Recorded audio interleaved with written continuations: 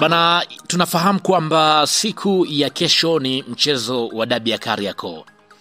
Licha ya kuelekea kwenye mchezo huo mgumu, mara nyingi kuna baadhi ya wachezaji ambao wanakuwa ni muhimu, unaweza kukuta wanakosekana. Sasa kwenye upande wa klabu ya Yanga kuna baadhi ya wachezaji ambao watakosekana kulingana na taarifa ambayo imetolewa ndani ya kikosi hicho. Wapo wachezaji muhimu ambao wamekuwa mara zote wamekuwa wakihusika kwenye kikosi, lakini pia wapo wachezaji wengine ambao kwa upande wa mwalimu ameamua kutowatumia kuelekea kwenye mchezo huu. Imekuwa ni kawaida kwa upande wa walimu kuweza kufanya hivyo, na mimi hapa tayari nina majina kwa upande wa wachezaji wa klabu ya Yanga ambao watakosekana kuelekea kwenye mchezo huo. Sasa kabla sija kutajia hapa orodha, nikukumbushe tu kwamba hii hapa ni Swahili Media. Kama bado hujaweza kusubscribe, basi nikuombe tu subscribe ili tuwe pamoja siku zote. Mimi naitwa Chicharito. Karibu sana tuweze kuangazia hapa majina ya wachezaji kwa upande wa klabu ya Yanga ambao watakosekana kuelekea kwenye mchezo huo.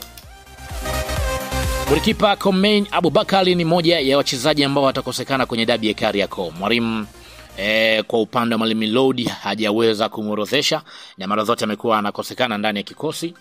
Imekuwa ni hivyo ndani ya Yanga, lakini pia ya hata Ola Kowasi licha kurejea mazoezini siku moja iliyopita, lakini bado taarifa ni kwamba mchezaji huyo hataweza kutumika, yupo fit kwa 100%, hivyo naye pia atakosekana kuelekea kwenye mchezo huo kulingana na kile ambacho anakitazama mwalimu yeye mwenyewe. Lakini pia Nixon Kibabage naye atakosekana moja kwa moja kuelekea kwenye mchezo huo. Kwa upande wa Nixon Kibabage tunafahamu namna ambavyo amekuwa na majeraha, hivyo majeraha yake yameendelea kumweka nje ya kikosi mara zote.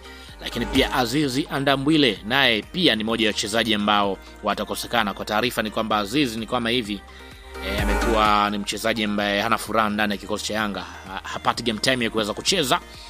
Wakati huo pia Jonas Gerard Mkude naye pia atakosekana kuelekea kwenye mchezo huo kulingana na taarifa ambayo imeweza kutolewa.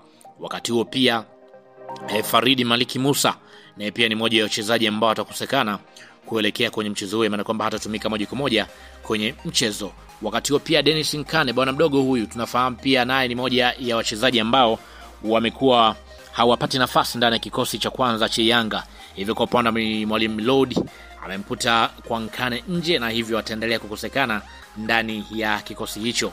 Mara nyingi imekuwa ni ngumu kwa upande wake kuweza kutumika kwenye mchezo kwa upande wa Dennis Nkane. Maana kwamba hiyo ndio orodha rasmi ya wachezaji kwa upande wa klabu ya Yanga ambao watakosekana kuelekea kwenye mechi hiyo ya dabi ya Kariakoo, mechi ambayo kila mmoja anaitazama kwa jicho la tatu, kila mmoja anaitazama kwa namna yake kwamba huenda timu yake ndio ambayo itaweza kupata ushindi.